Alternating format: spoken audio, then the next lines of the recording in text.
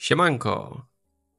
Dokładnie rok temu miałem okazję być sędzią na konkursie modelarskim w Chinach, a dosłownie przed chwilą otrzymałem zaproszenie na największy konkurs modelarski w Azji, czyli Real Fantasy Taiwan Model Show, na który również się wybieram. Z tej okazji w tym odcinku opowiem Ci o 6 rzeczach, które najbardziej zaskoczyły mnie na konkursach modelarskich w Azji. Niektóre z nich mogą się wydawać Europejczykowi totalnie odjechane.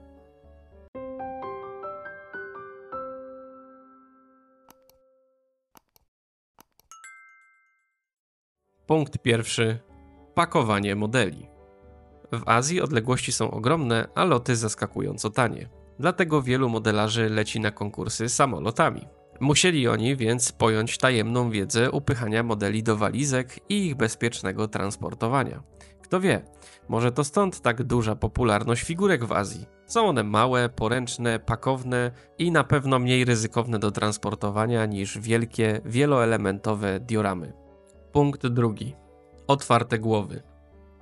W Europie modelarstwo kojarzy się z realizmem. Zresztą w Polsce mówimy przecież modelarstwo redukcyjne, a globalnie mówi się często na modele scale models, czyli wierne odzorowanie, wzbogacenie modelu poprzez waloryzację i rzeczywiste ślady eksploatacji to są właśnie te rzeczy, które punktujemy w naszych modelach na konkursach modelarskich.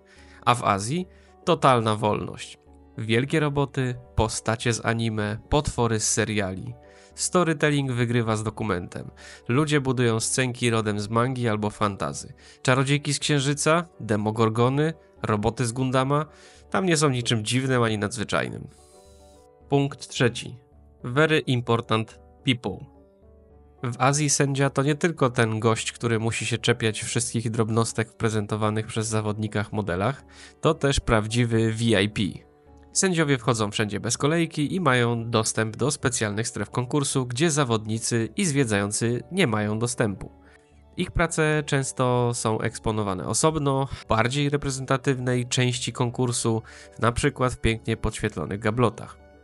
Sami sędziujący są także atrakcją samą w sobie dla zwiedzających. Zawodnicy mogą skorzystać z ich obecności i skonsultować swoje postępy albo zapytać, co jeszcze można poprawić w kolejnych pracach. Zwykle w tym celu organizator wyznacza nawet w harmonogramie 1 lub 2 godziny, kiedy można po prostu podejść do sędziów i porozmawiać twarzą w twarz o swoim własnym modelu. Ale bycie sędzią w Azji to także wyróżnienie. Sędziowie są zapraszani na kolacje z organizatorami i przedstawicielami firm modelarskich, a także na before i after party, których tam nie brakuje.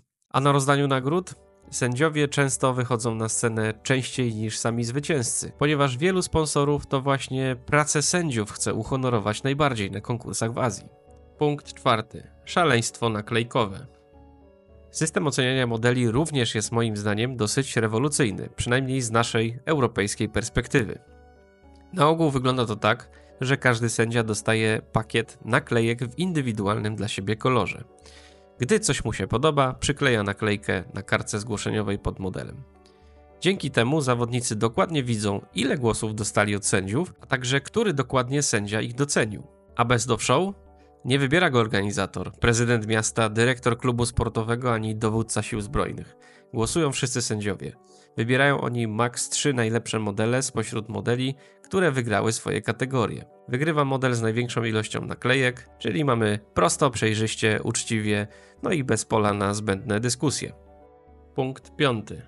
Pamiątki. Jeśli wybierasz się na konkurs do Azji i nie lubisz, kiedy ktoś dotyka twoje modele, to lepiej zostań w domu, ponieważ jeśli twoja praca zostanie nagrodzona, to z pewnością trafi na stół bezcieniowy, gdzie zostanie mu przeprowadzona profesjonalna sesja zdjęciowa. Organizatorzy przygotowują specjalne studio fotograficzne z oświetleniem, tłami i sprzętem za grube tysiące, a fotografowie robią zdjęcia nagrodzonym modelom, które potem są nie tylko wyświetlane podczas gali rozdania nagród, ale także trafiają do pamiątkowych albumów. Takie albumy rozdawane są przy promocji kolejnych edycji konkursów i nie jest to tylko pamiątka, to także prestiż, promocja i świetna dokumentacja nagrodzonych prac. Totalnie inny poziom. Punkt 6. To przeżycia się liczą. Na azjatyckich konkursach modelarskich można wygrać coś więcej niż statuetkę, medal czy dyplom. Można wygrać właściwie podróż życia. Bowiem sponsorzy fundują tam nie swoje produkty, jak to często u nas bywa, a bilety lotnicze. W zależności od tego, jak duży jest to konkurs, zawodnicy mogą liczyć na bilety do innych azjatyckich krajów, a na większych konkursach także na bilety do Europy. Dzięki temu azjatyccy modelarze mogą znacznie łatwiej, a przede wszystkim dużo taniej odwiedzić takie konkursy jak Motion Show na Węgrzech, Scale Model Challenge w Holandii czy Scale Model World w Wielkiej Brytanii. Zwykle do wygrania jest tych biletów co najmniej kilka, czasem nawet kilkanaście. I to właśnie dlatego tylu Azjatów widujemy na dużych konkursach w Europie każdego roku. Modelarstwo w Azji naprawdę potrafi zaskoczyć. Dla mnie przede wszystkim ten inny świat otwiera głowę i pobudza kreatywność, która jest tak potrzebna w naszym pięknym hobby. Mam nadzieję, że tym filmem pobudziłem także i Twoją kreatywność i chęć eksplorowania modelarskiego świata. Który punkt był dla Ciebie największym zaskoczeniem? Daj koniecznie znać w komentarzu. Jeśli podobał Ci się ten film, to zostaw suba, jeśli jeszcze tego nie zrobiłeś, daj także łapkę w górę, a jeśli chcesz się odwdzięczyć za moją pracę, to możesz postawić mi kawę lub zostać członkiem mojej społeczności na Patronite. Linki w opisie. Do usłyszenia i do zobaczenia. Cześć!